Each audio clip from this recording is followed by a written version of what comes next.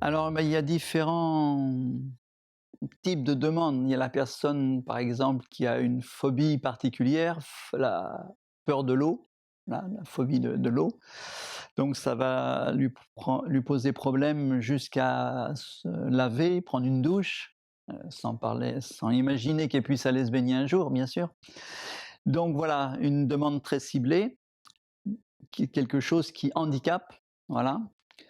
Ensuite, entre, ce que l'on est et nos perturbations émotionnelles chroniques, souvent vu qu'elles nous accompagnent depuis un certain temps et souvent depuis bien longtemps, il y a une confusion entre ce que l'on est et nos perturbations émotionnelles chroniques. Voilà. Je parlerai de mon ami Alex, ostéopathe. Ben, un bon ostéopathe qui était très à l'aise, dans la relation de 1 à 1. Vraiment quelqu'un de charmant. Par contre, Alex, quand le groupe commençait à être plus important, 3, 4, 5 personnes, au fur et à mesure, Alex, on l'entendait de moins en moins jusqu'à plus l'entendre du tout. Donc voilà, c'est dans ce contexte-là que j'avais rencontré cet ami.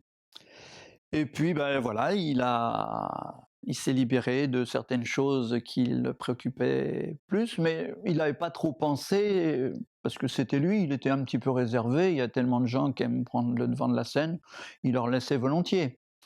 Et puis en libérant, les perturbations émotionnelles au fur et à mesure qu'il les rencontrait, bien il a travaillé justement sur cette réserve, cette difficulté un petit peu à prendre la parole.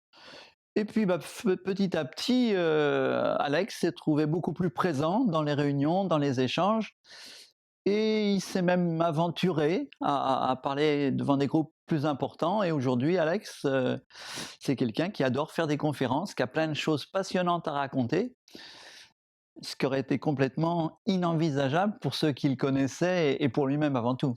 Voilà.